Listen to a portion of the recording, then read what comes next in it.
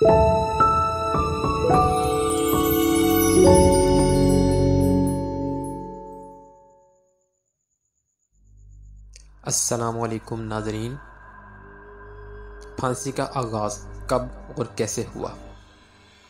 मौजूदा इराक़ में दुनिया की कदीम तरीन बाबिल की तहज़ीब का आगाज़ हुआ। वहाँ से मिलने वाले हम्मुराबी के ज़ाब्ते क़ानून में सज़ाए मौत का जिक्र मिलता है।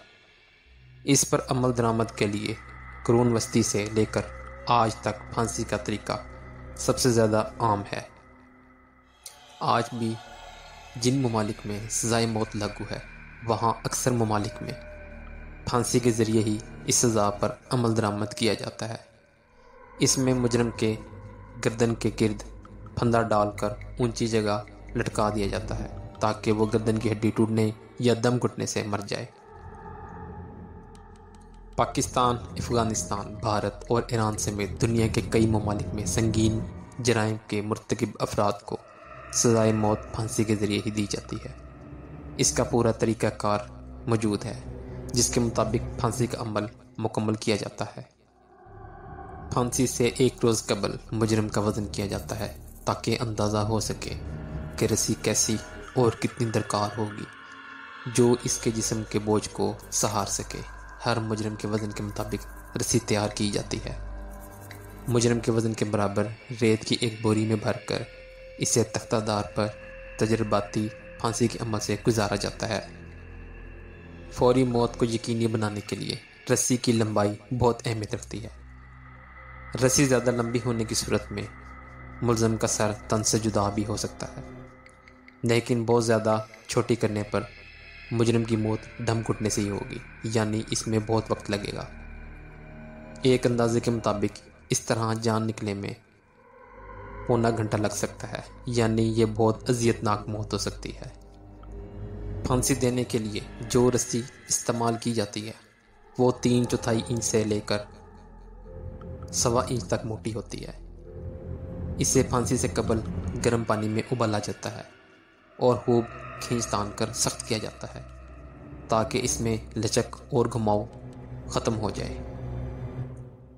रस्सी में जो गिरा लगाई जाती है इसे मोम या साबुन से खूब चिकना किया जाता है ताकि तख्ता खींचने के बाद वो फंदे को गर्दन के गिर्द अच्छी तरह से कसने में मदद दे।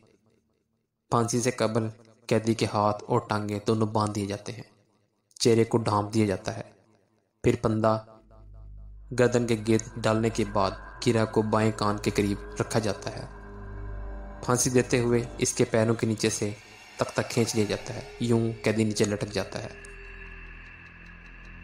इसके जिस्म का पूरा वज़न गर्दन पर जोर डालता है जिससे गर्दन की हड्डी टूट जाती है। शायद ऐसा शाज़ो नादरी होता है कि मुजरम गर्दन की हड्डी टूटने से मरा हो। तख्ते पर झूलने वाला शख्स की गर्दन पट्टे मजबूत हों या वज़न काफ़ी हो या फिर रस्सी छोटी हो या फंदे के गलत जगह पर कसा गया हो तो गर्दन की हड्डी टूटने में वक्त लग जाता है और मौत सिर्फ दम घुटने से आहिस्ता आहिस्ता ही वाक़या होती है। इस सूरत में चेहरा खून जमने की वजह से सूज जाता है, ज़ुबान और आंखें बाहर निकल आती हैं और मुजरम तख्तादार पर तड़प तड़प कर मर जाता है। तारीख़ में कई ऐसी शख्सियात गुजरी हैं जिन्हें फांसी के ज़रिए मौत के घाट उतारा गया। इनमें साबिक़ वज़ीर आज़म ज़ुल्फ़िकार अली भुट्टो भी शामिल हैं जिन्हें 4 अप्रैल सन 1979 को अडयाला जेल रावलपिंडी में फांसी दी गई थी। लीबिया की तारीख़ आज़ादी के रहनुमा उमर मुख्तार को 16 सितंबर सन 1931 को काबिज़ अतालवी अफवाज ने फांसी की सज़ा दी। इसी साल यानी 1931 में 23 मार्च को लाहौर में बरतानवी राज ने भगत सिंह और इनके साथियों को फांसी दी थी। 17 सितंबर सन 1961 को तुर्की में फ़ौज ने साबिक़ वज़ीर आज़म अदनान मेंदेरेस को आइन की खिलाफ वर्जी पर फांसी दे दी। इराक़ में सद्दाम हुसैन और बांग्लादेश में अब्दुल कादिर मुल्ला की फांसी के वाक़यात ने भी आलमी शोहरत हासिल की है। ऐसी मज़ीद वीडियोस देखने के लिए हमारे चैनल को लाइक और सब्सक्राइब करें। अपना बहुत सा ख्याल रखिएगा। अल्लाह हाफिज़।